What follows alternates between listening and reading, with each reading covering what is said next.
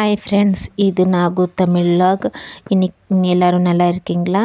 நல்லா இருக்கிறேன்னு நினைக்கிறேன். நானும் நல்லா இருக்கேங்க. இன்றைக்கி நான் ராகி மாவில் ராகி ரொட்டி செய்ய போகிறேங்க. எப்படி செய்கிறதுன்னு பார்க்கலாங்க. ரொம்ப ஸ்மூத்தாக சாஃப்டாக தெளிவாக வருங்க. இது தப்பமாக இல்லாமல் தெளிவாக நல்லா வரும். இது மாதிரி நீங்கள் செஞ்சு பாருங்கள், எவ்வளோ நல்லா இருக்குன்னு. உங்களுக்கும் ரொம்ப பிடிக்கும். நீங்களும் அடிக்கடி டிஃபன் வாரத்தில் 2 வாட்டி 1 வாட்டி நீங்களும் செய்வீங்க. தினமும் நாங்கள் டிஃபன் செய்யும்போது என்ன செய்யணும்னு யோசனையாக இருக்கும். ஒரு நாள் சப்பாத்தி, தோசை, ராகி ரொட்டி, அரிசி ரொட்டி, இந்த மாதிரி பலாவ், பிசிபெல், இது ஒன்று பிசிபெலாபாத், இது உப்புமா, இது செஞ்சு போனால் வாரமே முடிஞ்சிடும். ஒரு வாட்டி என்ன பண்ணுறது அதே கவலையாக இருக்கும் பசங்களுக்கு லஞ்ச் பாக்ஸ் கட்டி கொடுக்குறதுக்கு. இது கூட ஒரு ராகி ரொட்டி கூட அரிசி ரொட்டி கூட இதுவும் உங்கள் லிஸ்ட்டில் ஆட் பண்ணிக்கோங்க. உங்களுக்கு சீக்கிரம் ஒரு வாரத்தில் டிஃபன் முடிஞ்சிடும். யோசனையெல்லாம் கொஞ்சம் கம்மியாக இருக்கும். இப்போ பாருங்கள் எப்படி செய்கிறதுன்னு பார்க்கலாம் வாங்க. செஞ்சு பாருங்கள். நல்லா இருந்துச்சுன்னா ஒரு லைக் தட்டி விடுங்க. அப்புறமா சேனலை சப்ஸ்கிரைப் பண்ணுங்கள். எப்படி செய்கிறதுன்னு ஒரு பாத்திரத்தில் தண்ணி வைங்க. நீங்கள் ஒரு கிளாஸில் மாவு எடுத்தால் 2 கிளாஸ் அளவு நீங்கள் மாவு போட்டுக்கலாம். இது தண்ணி போட்டுக்கலாம். ஒரு கிளாஸ் மாவு எடுத்தால் 2 கிளாஸ் தண்ணி எடுத்துக்கலாம். 2 கிளாஸ் அளவு நான் தண்ணி கொதிக்க விடுறேங்க. கொஞ்சம் பபுள்ஸாக வரணும். அதில் கொஞ்சம் உப்பு போடணும். உப்பு போட்டுட்டு அது வந்த அப்புறம் கொஞ்சம் அரிசி மாவு போட்டிருக்கேன். அப்புறமா நம்ம ராகி மாவு போட்டு நல்லா கலந்து, நல்லா பாருங்கள் எவ்வளோ நல்லா கலந்துன்னு இருக்கேன்னு. கொஞ்சம் கூட ஒட்டாது, அவ்வளோ நீட்டாக வரும். ஏன்னா நாங்கள் சூடான தண்ணி போட்டிருக்கோம் இல்லையா, அதுக்கு தான் நல்லா இதாகுங்க. நல்லா அதை ரவுண்டாக பண்ணி நைஸாக நாங்கள் எடுத்து ஒரு 10 நிமிஷம் எடுத்து வச்சுக்கலாங்க. எடுத்து வச்சுட்டு அது கையிலும் தட்டலாங்க. அப்புறமா நாங்கள் சப்பாத்தி மணையில் நாங்கள் தேய்ச்சியும் விடலாம். பாருங்கள் எவ்வளோ நல்லா தேய்ச்சின்னு இருக்கேன். கொஞ்சம் கூட ஒட்டாதுங்க. ரொம்ப அமுக்கி தேய்க்கக்கூடாது. ரொம்ப சாஃப்டாக இருக்கும் இல்லையா அது மாவு, அதுக்கு தான். அது கொஞ்சம் அந்த சூட்டுலேயே அது வெந்திருக்கும். அது ஒட்டாமல் நாங்கள் கொஞ்சம் மாவு தூவி விட்டுட்டு பண்ணலாம். கொஞ்சம் கூட ஒட்டாமல் ரொம்ப சாஃப்டாக தான் சப்பாத்திக்கு எப்படி தேய்க்கிறோமே அந்த மாதிரி தான் தேய்க்கணுங்க. இதை பாருங்கள் நான் எப்படி தேய்ச்சிருக்கேன், எவ்வளோ தெளிவாக வந்திருக்குன்னு. இப்போ கையிலையே நான் தட்டி காமிக்கிறேன் பாருங்கள். கையிலே கூட நாங்கள் நல்லா தட்டி எடுத்துக்கலாம்.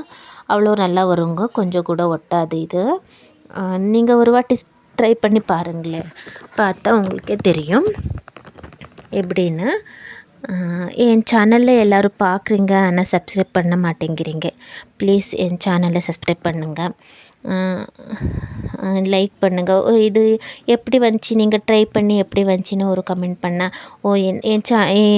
நான் பண்ண ஒரு ரெசிபியை ட்ரை பண்ணியிருக்காங்க, எனக்கும் கொஞ்சம் குஷியாக இருக்கும். ஆமாம், இன்னும் வீடியோ போடலாம், நல்லா ரெசிபியாக போடலாம். அப்புறமா நான் டெய்லர் வேலை அது கூட போடுறேன்னு இன்னும் கொஞ்சம் நான் ஏதாச்சும் பண்ணலான்னு எனக்கு ஒரு தோணுங்க. கமெண்ட் பண்ணுங்கள். பாருங்கள் இப்போ நான் தோசை மாவு வேண்டாங்க. இது சப்பாத்தி கல் வருது, அதிலே நீங்கள் தவாவில் வச்சுக்கோங்க. இல்லைன்னா தோசை வராது ரொட்டி சுட்டுட்டா. அதுக்கு தவா அதுக்கு செப்ரேட்டு இதுக்கு செப்ரேட்டுன்னு வச்சுக்கோங்க. நான் தோசைக்கு செப்ரேட்டாக, சப்பாத்தி ரொட்டி சுடுறதுக்கே செப்ரேட்டாக வச்சுருக்கேங்க. நீங்களும் அப்படியே பண்ணுங்கள். ஏன்னா அப்புறமா தோசை சுட்டு கல்லையே நாங்கள் சுட்டால் அப்புறமா தோசை வராதுங்க. அது ஏன்னா இது நாங்கள் ஆயில் போட மாட்டோமே, தண்ணி தொட்டுட்டு அந்த காயுமே, அப்போ தண்ணி தொட்டு எடுக்கிறதுங்க. தண்ணியிலே சேர்த்து அரிசி மாவாட்டு ஆயில் போட மாட்டோம். பாருங்கள் இப்போ நாங்கள் தவா ஹீட் ஆச்சு போட்டால் மேலே கொஞ்சம் அந்த மாவு இருக்கேங்க, அது காயும். கொஞ்சம் தண்ணியில் ஒரு துணி, இதுக்குன்னு செப்ரேட்டாக துணி வச்சுக்கோங்க. அதை டிப் பண்ணி அப்படியே தடவி வச்சுக்கலாம். அப்போ கொஞ்சம் அந்த மேலே நாங்கள் தூவிட்டுருக்கோமே அந்த மாவு தாங்க அது கார மாரி ஆகும்.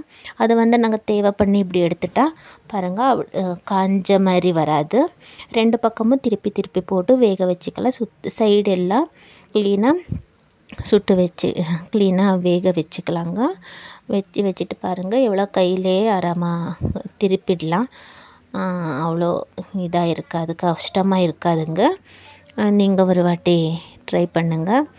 என் சேனலுக்கு சப்போர்ட் பண்ணுங்கள். சப்போர்ட்னா எப்படின்னா, உங்கள் ஃப்ரெண்ட்ஸுக்கெல்லாம் ஷேர் பண்ணுங்க.